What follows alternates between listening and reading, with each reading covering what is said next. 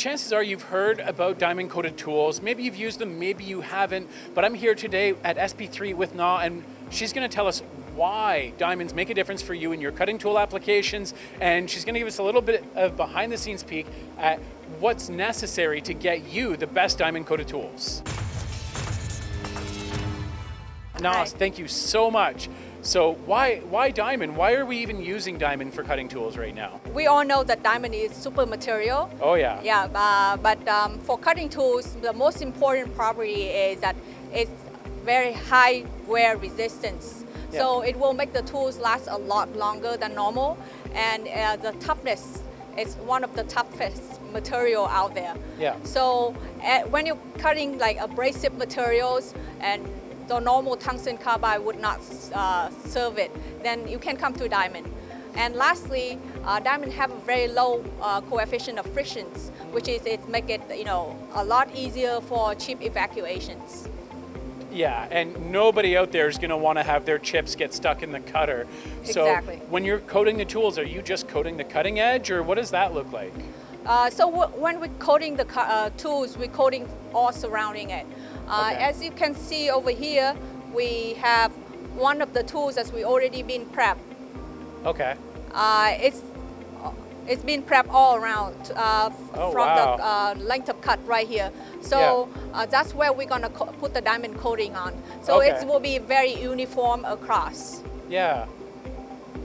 So then you get a nice even coating of the diamond. So does it go on with a pretty even thickness then?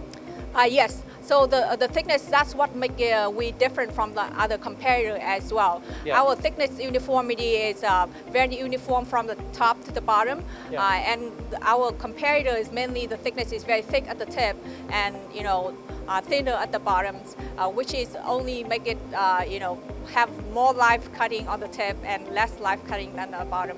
But with our thickness uniformity, you can use the whole length of cut. Okay, that's really cool. I couldn't help but notice though, Na, that those tools are a different color than the ones you have beside it. So why do they look different right now? Yeah, so growing diamond on cutting tool is very challenging, yeah. Because we cannot grow diamond on cobalt. Oh, really? Yeah, unfortunately, all the tungsten carbide tool is using cobalt as a binder. Yeah. Yeah, and if we, so we have to remove the cobalt from the top of the surface. Oh. Yeah. So if we remove too much, it will weaken the cutting edge. Okay. And if we remove not enough, then the diamond would not stick to the tools. Yep. That sounds like a really tricky situation to get it right. It is. It's very tricky. So we have been develop a process to control the cobalt depletion layers to fine tune it. So we measure 100% the tools, the cobalt level, after our prep to making sure it fall within the acceptable range. And we do that for 100% of the tools. So you do 100% inspection? Exactly. Oh, wow. During our prep, and we also doing it for outgoing inspection as well. Yeah. Yeah. And the reason why we have a different color between the uncoated tools and the prep tools is that to be able to put diamond on, you have to have some rough surface for it to grip on. Oh. Yeah. So that's why we need to roughen the surface. So you have to see a different light reflection from it. Yeah. So when the grinder does a really good job and makes it super high polish, it looks beautiful, but it's a big pain for diamond coating. Exactly. Most of the cutting tools will want high polish, but we are the opposite. We don't want it too polished. So if the grinder put it in J polish, we would suggest they not to do that before they sending it to us. Awesome. Yeah.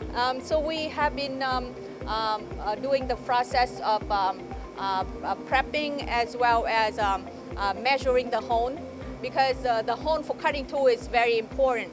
Yeah. And sometimes when the hone is the large, you have not a sharp edge. Yeah. But when you have very sharp edge, then the force of the cutting tools going in, it get too much right at the cutting edge. So you have to have a good range of the hone. And we are able to work with the customers to find out what the solution, what is the optimal hone that they need, and we control that in-house. So with your R&D team, then you can talk to them and make sure you're Exactly. getting the right final edge preparation for them so it's honed the right way for their needs. Yeah, so we always, when the customer come to us, we have to ask them what's their requirement, what is the application, cutting Yeah. conditions, and then from there we will be able to, work with the customer, find the solution for it. That's fantastic. Well, thank you so much, Na. Yeah, thank you.